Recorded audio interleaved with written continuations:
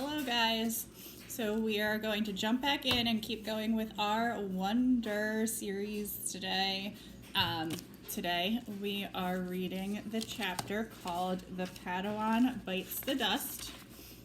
Okay, it starts on page 97. So if you're going to read along with me, you can go ahead and get your books and you can open them up to page 97.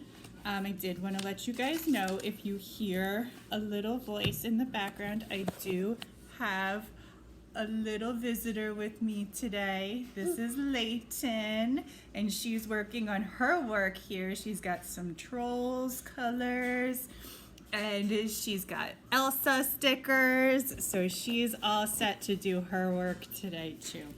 So we can go ahead and get started with our work. We are going to read The Padawan Bites the Dust. I'm not sure at what point that night Augie had cut off his Padawan braid, or why that made me really mad. I had always found his obsession with everything Star Wars kind of geeky, and that braid in the back of his hair with its little beads was just awful. But he had always been so proud of it, of how long it took him to grow it, of how he had chosen the beads himself in a craft store in Soho. He and Christopher, his best friend, used to play with lightsabers and Star Wars stuff whenever they got together, and they had both started growing their braids at the same time. When August cut his braid off that night, without an explanation, without telling me beforehand, which was surprising, or even calling Christopher, I was just so upset. I can't even explain why. I have seen Augie brushing his hair in the bathroom mirror. He meticulously tries to get every hair in place. He tilts his head to look at himself from different angles, like there's some magic perspective inside the mirror that could change the dimensions of his face. Mom knocked on my door after dinner. She looked drained, and I realized that between me and Augie, today had been a tough day for her too. So, you want to tell me what's up? She asked nicely, softly. Not now, okay? I answered. I was reading. I was tired. Mama, apology fun. Okay. Maybe later I'd be up to telling her about Miranda, but not now. I'll check in before you go to bed, she said, and then she came over and kissed me on the top of my head.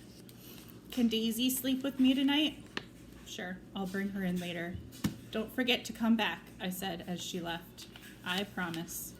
But she didn't come back that night. Dad did. He told me Augie had had a bad first day, and Mom was helping him through it. He asked me how my day had gone, and I told him fine. He said he didn't believe me for a second, and I told him Miranda and Ella were acting like jerks. I didn't mention how I took the subway home by myself, though. He said nothing tests friendships like high school, and then proceeded to poke fun at the fact that I was reading War and Peace. Not real fun, of course, since I'd heard him brag to people that he had a 15-year-old who was reading Tolstoy. But he liked to rib me about where I was in the book, in a war part or a peace part, and if there was anything in there about Napoleon's days as a hip-hop dancer. It was silly stuff, but Dad always managed to make everyone laugh. And sometimes that's all you need to feel better. Don't be mad at Mom, he said as he bent down to give me a goodnight kiss. You know how much she worries about Augie. I know, I acknowledged. Want the light on or off? It's getting kind of late, he said, pausing by the light switch at the door. Can you bring Daisy in first? 2 seconds later, he came back with Daisy dangling in his arms, and he laid her down next to me on the bed. Good night, sweetheart, he said, kissing my forehead. He kissed Daisy on her forehead, too. Good night, girlie. Sweet dreams.